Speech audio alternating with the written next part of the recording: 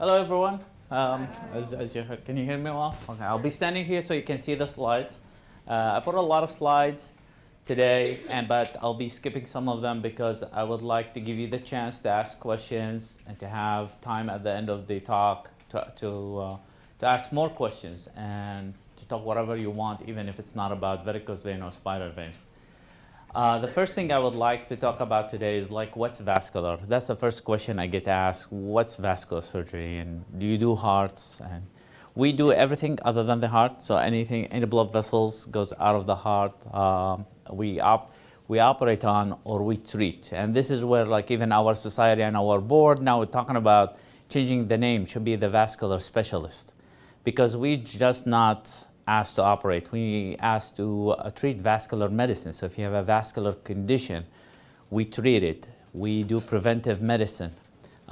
We do surgery. We do the very minimal invasive surgery, stents, angiograms, balloons, and we do the very invasive blood loss surgeries, big incisions. We do that as well. Also, we have to be very familiar, and actually we have to be proficient in ultrasound, and we have to sit for our imaging where the vascular ultrasound is a dynamic study. It's not just picture we look at.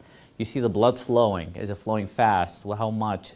And that's why we have to sit for the boards of the ultrasound before we finish our vascular surgery, and that's where the RPVI comes from. It's the Registered Physician in Vascular Interpretation. So yes, vascular specialists kind of summarize it all, but yes, one of the things is we are vascular surgeons. It's surgery. The other, my other responsibilities here, I have two specialties trained in, and I try to mix both and come with my another interest. I'm the medical director of the wound care clinic and the hyperbaric medicine. From trained in general surgery and vascular surgery, we treated a lot of wounds, burns, traumas, connective tissue tumors, and using this experience to implicate it in one of my passions, which is called limb salvage, saving legs and saving limbs. Also, we help dialysis patients, create the access, fistula grafts, maintain them, angioplasty them, and clean them up.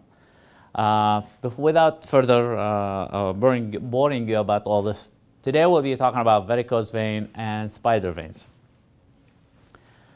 So I put the talk in a format where kind of the most common questions I get from patients, I get from family, get from other physicians. And so today we'll be identifying what veins are, and then what are varicose veins, why we add the word varicose, and are they harmful to my health? Can I get blood clots from those veins? Why did I get them to start with? Why my neighbor didn't get them? Yeah, always, look at the other side of the grass. And how can I get rid of these veins? I want to look good. And again, my neighbors don't have them. It's very common. So what are veins? Let's start with, let's see, when we hear the word veins, what's vein? What's an artery? The vein, I'd like always, before I talk about vein, it's a circle. And it starts from the heart. Heart is a pump. It pumps blood. And the veins and the arteries carry that blood full of oxygen, nutrients, take it all to all our organs, deliver it there. That organ, that end bed, consumes the nutrients and the oxygen and send it back with veins back to the heart. And that's what the veins. So the veins are thin-walled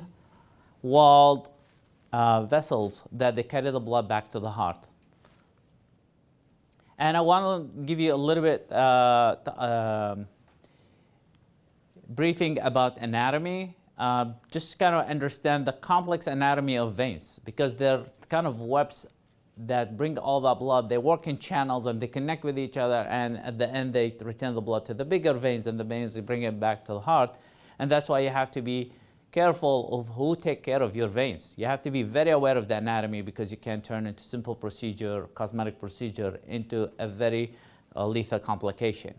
So in the legs, we have two systems of veins. One of them, the deep venous system, the one in red, and it's called the femoral vein in the thigh. Below it's popliteal and tibial veins.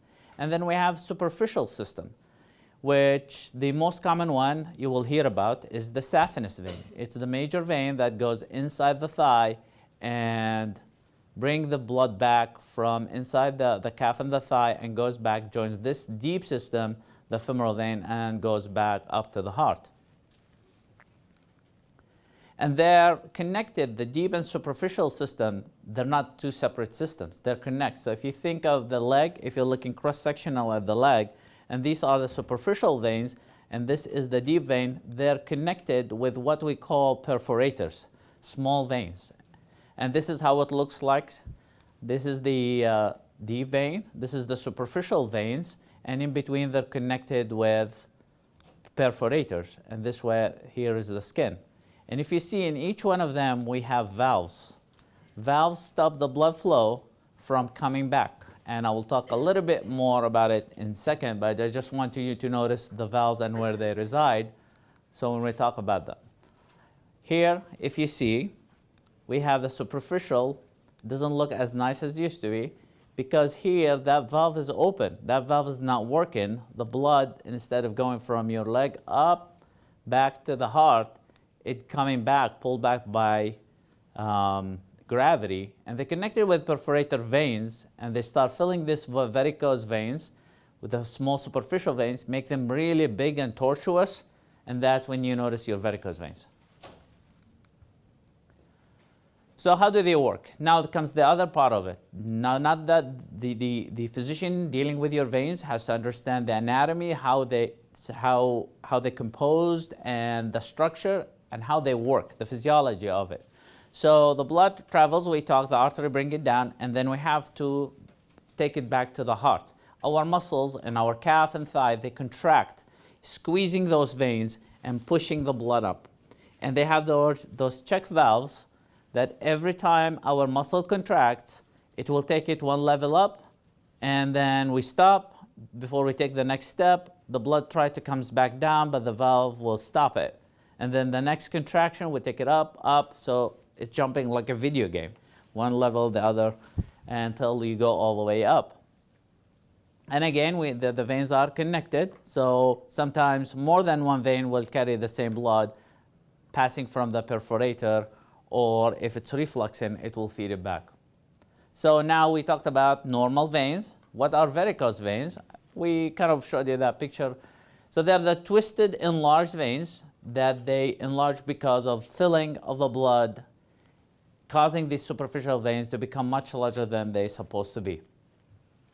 And the most common location of those veins are the back of the calves, in the thighs, and around the ankles. How common are varicose veins? When you have varicose veins, as anybody else, they think like, why me? And it has to be just me. It's very common. And when we say common, we're talking about millions. 30 plus million people are affected by venous insufficiency causing varicose veins. So these are varicose veins, the dilated superficial veins. More than 20 million people affected in the United States. They can cause swelling of the legs. We know that the blood coming back to the leg, that's affecting around 6 million people. People that have advanced disease, which we'll talk about how the sequence of this, that start have skin thickening and skin changes, leading to very difficult to heal ulcers with a lot of exudate, a lot of drainage. There are almost 500,000 people with very severe ulcers. And this is kind of the classification of the varicose veins. They can start with small reticular veins, which we call the spider veins, about 1 millimeter veins. They look like spider legs. That's where they got the name from, and they're just cosmetic. But it can advance to get bigger, become varicose veins. They can cause swelling, skin changes, then ulcers. And when the ulcer here will leave a large scar there, and that's healed ulcer. So are they harmful for your health, or are they just cosmetic? Yes, they do. So if you have varicose vein, you have high risk of bleeding. If they get cut, they can bleed. They can lead to ulcer, as we said. They push on the skin. They keep pushing on the skin. The skin is not used to all that pressure pushing, compromising the blood flow, and can cause ulcers in that area. It can cause pain and discomfort. You You're walking as if you have sandbags in your legs. Those veins full of blood, and you're walking with them, and that's causing the legs to feel heavy. They itch. That skin, again, is not used to all that pressure pushing on it, and some of them leak and causing swelling, and the fluid to come out outside the vein into the tissue, and that can cause the darkening you see around the ankles, and they can clot. Now, this clot is not the life-threatening clot, but they can clot and they can be painful, and this is more called thrombophlebitis.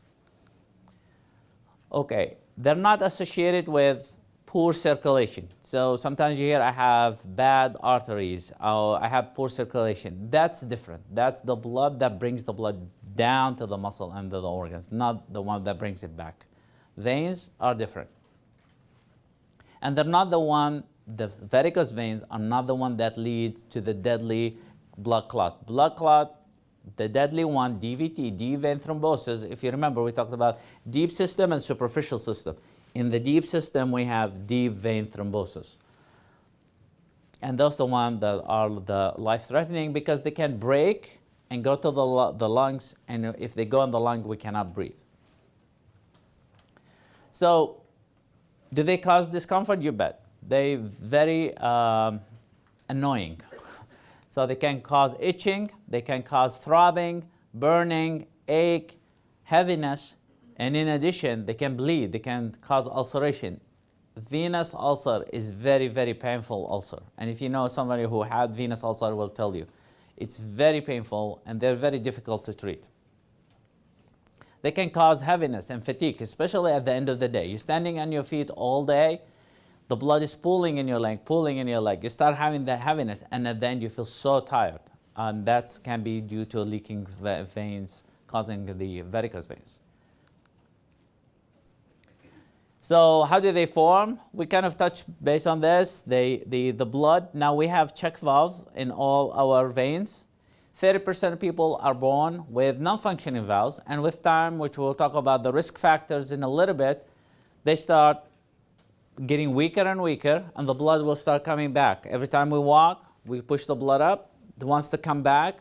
The valve holds them, and if your valve's not holding, it's going to fill backwards and find a way through the perforators into your superficial veins, which is supposed to be very, very small, and turn into large varicose veins. And there are two theories. I think we beat it too much on this point, the descending and then the ascending. The descending saying if the valves are not working, blood supposed to stay up, come back and pulls in it. And the ascending is like you have too much now blood in your veins, overwhelming the valves. Now that it's kind of a circle, they're not really separated, because if the first one happens, will lead to the second one where you have too much blood in your veins. And now if you think of the vein like a tube, like a pipe, and has a valve in it, once it fills with the blood, it will open because that's stretching it, and that valve is not working. You have space in the middle where the blood can come back. And in the descending one, where the valves are leaking, we go ahead and treat the axial. I'll talk about it in a second. We treat the feeding vein, the major feeding vein, which is the ablation. And in the ascending one, those varicose vein needs to be taken out so we don't have overwhelming volume. More pictures about that. This is how the valve, we push the blood up when we walk. It comes down, the valves hold it. And this is a damaged valve. You walk, and the blood goes up and down, and doesn't stay up filling, and that's what causes the pooling of the blood in your legs and the swelling. And that's what we call venous reflux. That's the medical term for what we just explained. This is more anatomy and another definition, another medical term that you may hear. Do I have venous insufficiency? We talked about reflux. Yes, you have reflux. Those valves are not working. What's venous insufficiency? It's basically the same. It's insufficient that the valves are leaked back. And this is the major vein we're talking about. And in this specific patient, if you see that the descending theory, that vein is leaking, start feeding the superficial veins and causing varicose veins. The blood will pool always to the lowest point where the gravity pull it. So what's the lowest point in our body when we stand? The ankles. And the other thing, we have less distensibility in the ankles. So when that swelling happens, the calf can swell, but here it can't. Here we have very little tissue covering, and that causes pressure on this area, darkening.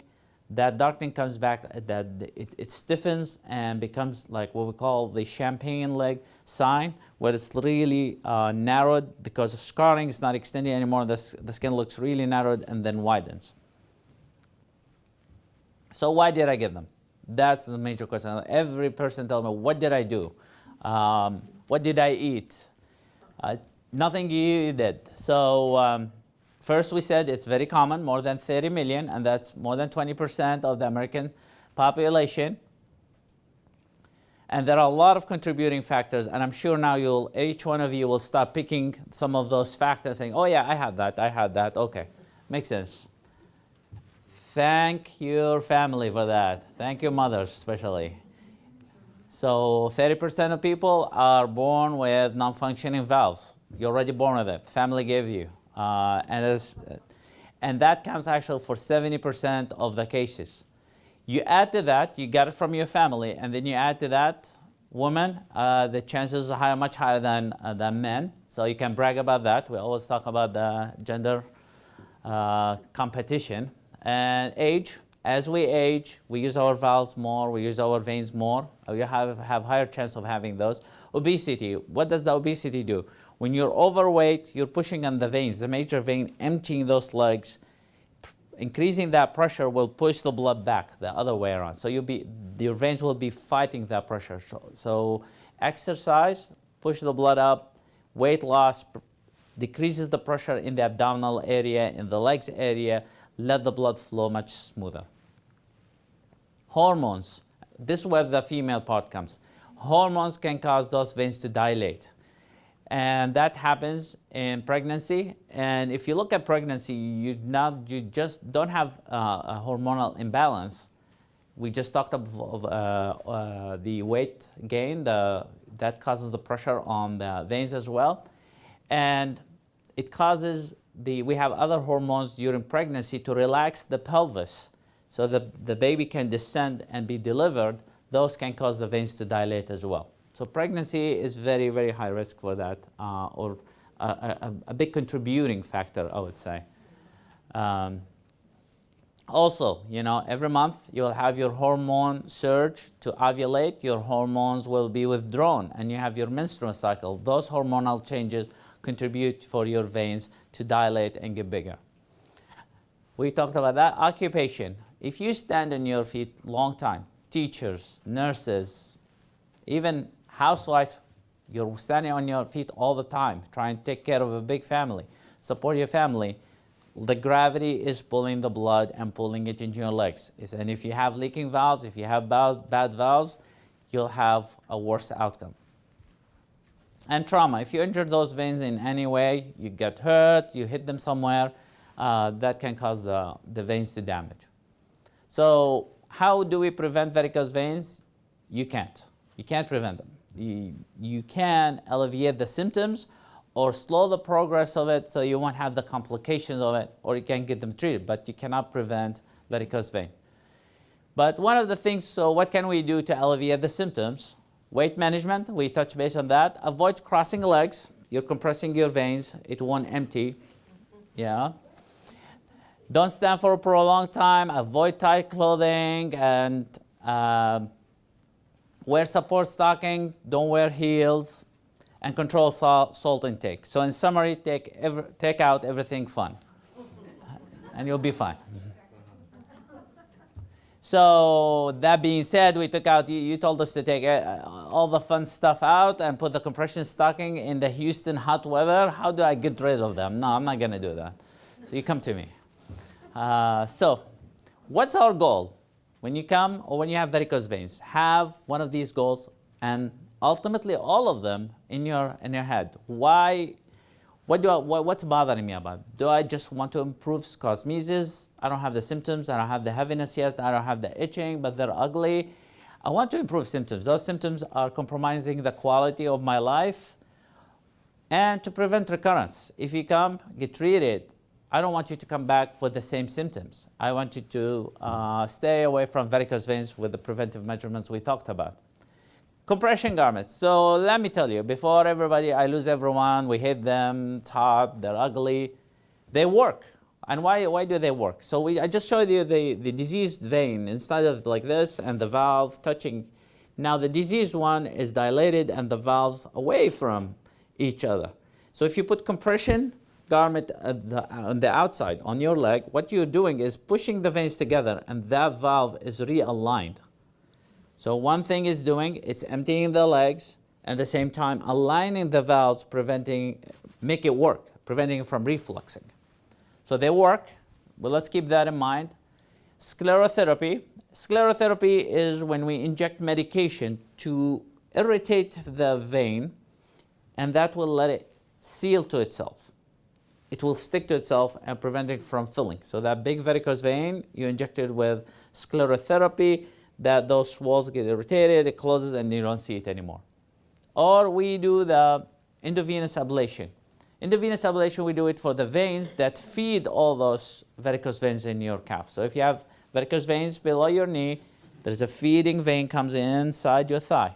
The great saphenous vein, we showed at the beginning of the presentation that we can seal minimally invasive, cutting the source. So if you think about the river, the river feeding a lot of, let's say, lakes, before you close the lakes, if you stop the river and then dry the lakes, you'll have a good result. So varicose veins are the lakes, and that river is the major vein, the great saphenous vein in your thigh. Or surgery, which we'll touch base on. So going back to compression stocking, we said they work.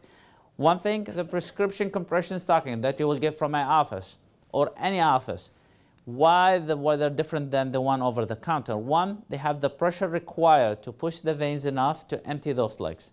The second thing, it will give you gradual pressure, so it will squeeze it up. Because if you have too much pressure on your knee and the ankle trying to empty, it will go up and go back. You want something to squeeze it up.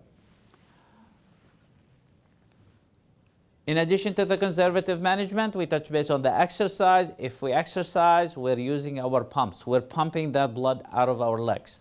We're using the calf, the thigh muscle, push our veins, push the blood up. And weight management, decrease the pressure. So now we push the blood with exercise, with stocking. We decrease the resistance here, so it will make it to the heart. Spider veins, as we talked, these small, tiny veins that they look like spider legs, they're totally cosmetic. They don't affect your health. They don't cause the ulcers we talked about. They don't bleed. They're totally cosmetic. However, that being said, always keep in mind, if you see the spider veins, that's usually the ones that bother you the most. But that doesn't mean you don't have a venous condition underlying that. So don't just go for that. You need the full evaluation to make sure that you don't have more serious condition, which will lead to varicose veins, also swelling. And then at the same time, yes, you may have both, and they're not correlated at all. What do we do for varicose, spider veins? We inject them with sclerosing agent. And again, very, very small needle. You put the medication inside, it seals the vein and slowly disappears. And there are like certain tools that help us find those veins. For example, this machine, vein light. If you don't see the veins under the skin, you can put this, and I don't know if it reflects well because of the lights, but you can see a tortuous vein right here, and you can inject it while you're looking at it. And you can always, there's a close-up, and there are other tools, not for spider veins, that we can look with ultrasound. And as you see, totally cosmetic. These are the veins, small, tiny veins in the skin. We inject them very tiny, 30 gauge needle. It blanches and disappears. So this line is not there anymore. You do that for a few veins at a time, put a little bit compression dressing on it, and you're good. However, you're limited of how much you can do. You cannot do too much. One, you can, especially first session, you don't know how you will react to that medication. And if you have allergic reaction, you turn into from little spider veins that bother you to bad wound in your leg. So the other thing, if you put too much, the skin may die. We just want that vein to see. We don't want the healthy tissue around it to burn as well. This is a spider vein. As you see, those are the big ones that can be cosmetically very challenging, and after you inject it, it disappears. However, if you notice, I underline the word multiple. No one can go and do all this leg with one session. It won't have good outcome. Varicose veins, venous closure. If you remember that picture, the vein comes here inside the thigh and then feeds all these varicose veins. We usually treat it by going somewhere close around the knee under ultrasound, find that feeding vein, make a hole. This is the anatomy of it. This is great saphenous vein, comes down. This is the deep system, and they're connected. And if this one is refluxing, it fills the calf with blood, causing varicose veins. And this is how the catheter looks like. The tip of the catheter, this is the entire catheter, will deliver radio frequency to seal that thing as we pull back. So here we go by the knee, we found that vein, we put the catheter in, and we advance it, and see this is where the superficial veins connect to the deep veins in the groin area. And this is the vein that can cause serious life-threatening clots, and this is the vein that can cause reflux. So if you see, treating one is not independent of the other. So when we treat this, we come here and we pull back 3 centimeters, about an inch, pull it back, because if our catheter inside your deep vein, you can have serious DVT. But if you're outside, you're safe. You just stop the blood from coming back from the major vein into this vein. And as we pull back, we stop every 7 centimeter, activate the machine, and that machine seals the vein. We do it in segments, and the vein is closed. This is ultrasound. So if you see the complexity of it, that's why I started the talk of you have to be aware that you can turn something very simple, just cosmetic problem, into a serious medical problem if it's not in good hands. This is ultrasound. This is the other thing that we said we specialized in, is the ultrasound. This is the catheter in. We inject the catheter after we go in here just around the knee, find the vein, put a hole in it. You don't want that heat to go to the outside that vein and burn your thigh. So what we injected with tumescent solution, it has normal saline, it has lidocaine, the numbing medication, and norepi that prevents bleeding. And we kind of create a sea of tumescence around the vein. And when we pull the catheter and it heats the vein, that heat won't go outside the tissue. If it does, it can hurt that tissue, burn it. If you have a nerve next to it, like below the knee, you can damage the nerve and end up with very severe pain for the rest of your life. And nobody can treat that. This is another picture to show you the tumescence. We put tumescence above and below. So when you heat this segment of the vein, the surrounding tissue won't be damaged. So whoever doing that procedure has to be very comfortable with the ultrasound, what looking at, knowing the anatomy even without the ultrasound, what's there, can I do it or not, can I burn, is my cath in the right place, did it go into the deep system? That's very important technical details. And this is another illustration how it's heating. The red means heating, and as you pull the catheter, that vein closes. If the vein is so big, there's another catheter that if you see this one like sitting here, it won't touch the walls, so it won't heat the walls and close it. There's a device that it branches out, and those poles on the side touch the wall as we pull back and seal it. This is the deep. Remember, if you remember from the cartoon, the picture there was the deep vein, the superficial vein, and you see they're black. And on the ultrasound, we see in different colors. We see it in blue or red, depends which direction the flow is going. And after we seal it, 1 inch from the deep vein, you don't see any flow. So this is gone, and that's just the origin of it, and the rest all the way down to the leg is occluded. Every patient who get this procedure done needs to get ultrasound in 2 days. That's the standard of care. This is not something you can skip. And the reason is the proximity. Great saphenous vein, superficial vein, you occluded the saphenous vein right here. You want to make sure that when you occluded this with heat, that your body is not making clots here, pushing it into the deep system. Because if that's the case, we need to put you in blood thinners for a little bit, 5 to 7 days, and recheck the ultrasound. We don't want that to propagate into the deep system. One, making a life-threatening clot. Second thing, we need those veins. Those are the only veins emptying your leg. Your leg will be swollen and you will have very bad symptoms called post-thrombotic syndrome when you get DVT.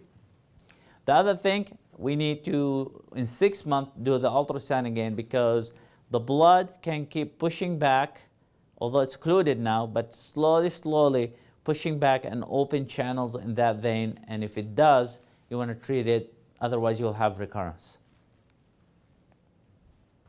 What do we do post-op? So we'll ask you, this is the nice thing about this procedure. It's ambulatory surgery. You'll have it same day, come. You can have it with sedation, you can have it with anesthesia, it depends on your comfort level. It can be done in the office, can be done in the operating room. We close it, you'll end up with 2 small holes around your knee that you won't even see them, and we'll seal them with a waterproof glue.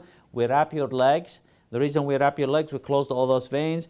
We want all that vein to be close to each other, attached, compressed to each other to heal better and give you comfort as well. It decreases the swelling that can cause discomfort.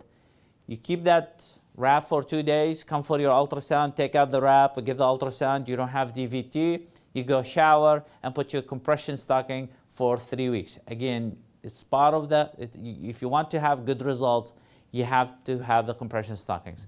And if you have it for 3 weeks after that, we can adjust your need when you need them. You're traveling, you're standing on your feet, oh yes, wear them. But the first 3 weeks, we'd like you to wear them most of the time, except when you're sleeping, you can take them off.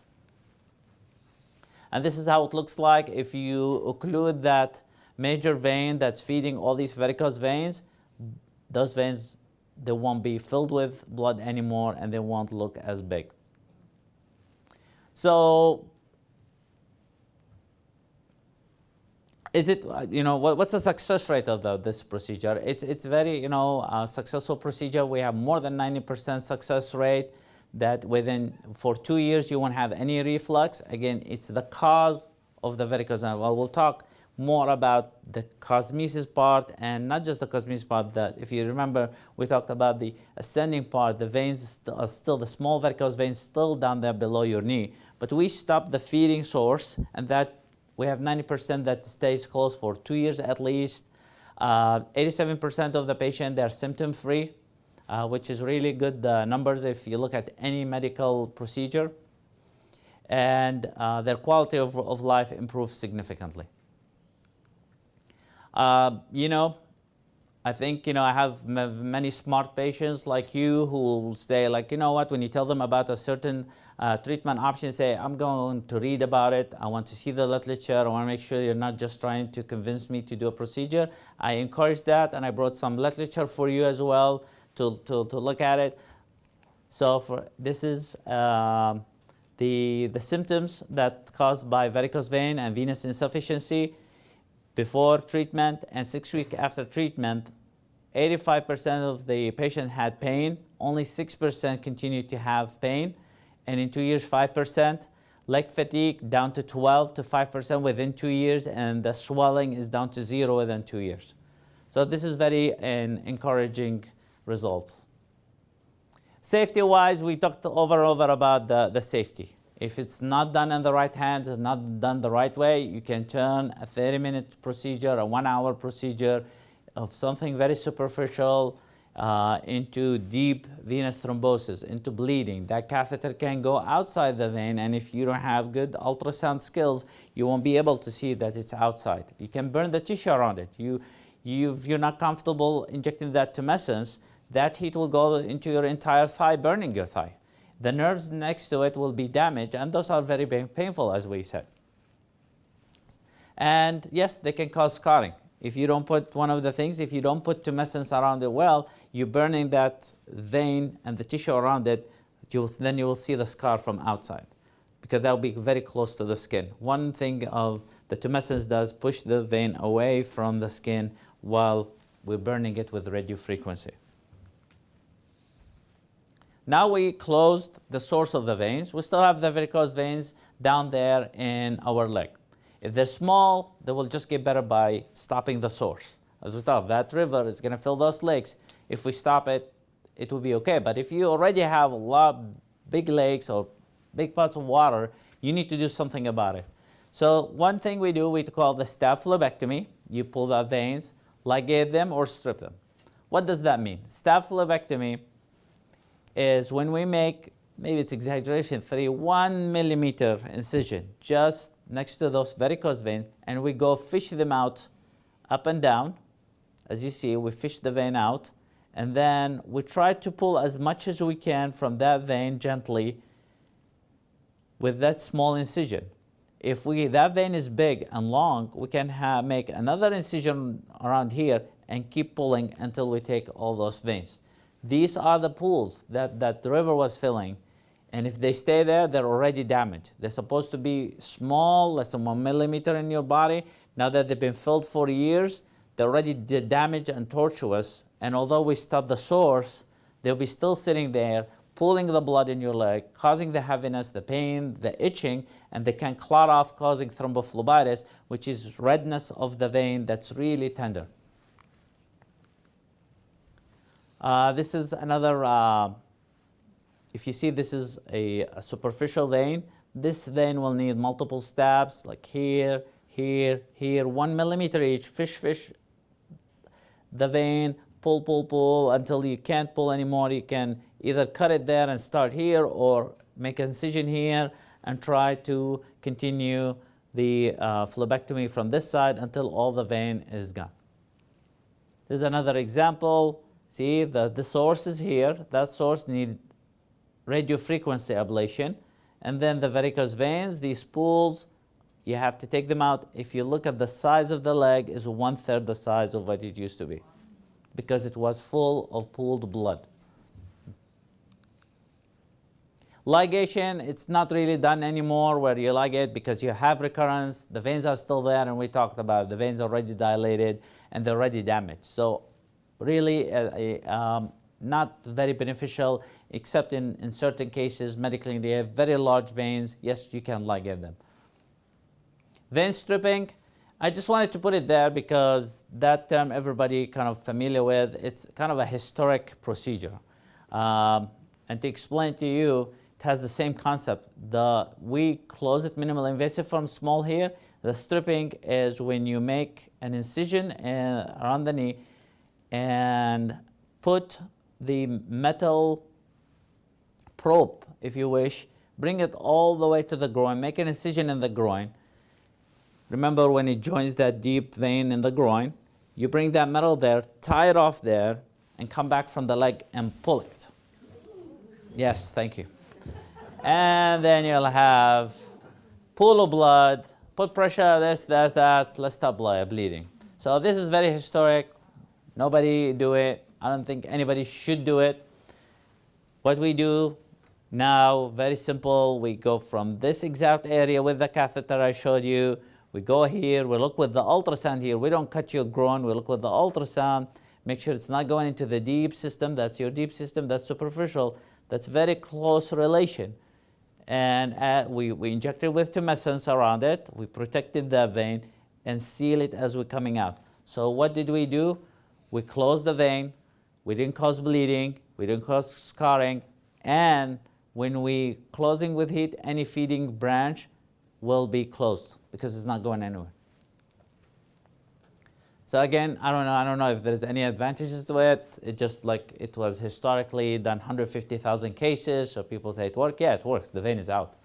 But it becomes a major surgery. Yes, pain, scarring, recurrence, and aesthetically still not very acceptable. And again, for more literature, if you think about this, is this just something, because everybody like doing veins, is it just like They're trying to get everybody's veins. Now, there are clinical indications. We talked about it. And the literature proved that the minimal invasive way is the way to go. There are 3 randomized trials to compare both. Do we need the fancy minimal invasive closure? Yes, we do. The people who had the minimal invasive, they had less post-operative pain, they had less bruising, quicker recovery, and higher quality of life. And 81% of the patient returned to normal activity within 1 day, versus 47% with the stripping. So post-treatment, we went through it. You're going to have the surgery. Your legs will be wrapped for 48 hours. You give the ultrasound negative. You put stocking 2 to 3 weeks. And then within 3 to 6 weeks, allow it to heal. You emptied. You took veins that were sitting in your legs for a long time, full of blood. That's why that leg became 1/3 the size. But let it heal. Those empty space that we created, the compression will help us heal, but it will fill with fluid, will fill with some blood sometimes. It will bruise. Just let it heal, but you will feel the difference within 2 to 3 weeks, and the full effect with 3 to 6 months will feel totally different. And I recommend to every patient, especially when in Houston, they can bruise, yes, sunscreen, sunscreen, sunscreen. The 3 to 6 months, put sunscreen. We put tiny incision that you don't see, but don't forget about them, because there'll be drop of blood under it that will get really dark when you're exposed to sun. So put sunscreen. After 3 weeks of the compression stocking, you will go out in the sun, put sunscreen all the time. So treatment options, just kind of to review. 1, do you have venous problem? Is it just cosmesis? Do I have a problem? What's causing it? Yes, we know that it's hereditary, but why now? Why it got bigger after my pregnancy? Well, we come through evaluation. We make sure you don't have reflux. And if you have reflux, we talked about the treatment options. We attempt conservative treatment. Again, as I told you, when we talk about the vascular specialists, we are surgeons, and we do surgery because we like that. But we do have part of our specialty, preventive medicine and vascular medicine. If you have any condition, whether arteriovenous, we attempt conservative treatment, which is compression stocking, exercise, and weight loss. You tried those? No, it's not working. I still have the symptoms. They're getting worse. We go for the next option. If it's refluxing from the thigh veins, we close the minimally invasive with the endovenous. Then below the knee, the varicose vein there, they're really large, as you saw in the pictures. We pull them out, very minimal incisions, 1 millimeter incisions, pull them out. And open surgery only for the patient who are not good candidates for the procedure we talked about. Very large vein, trauma, we couldn't do it. Recurrence after recurrence, yes, you can go ahead and ligate it, you can strip it. That'll be another option. Okay. That's it for my slides. I'm happy to take any questions.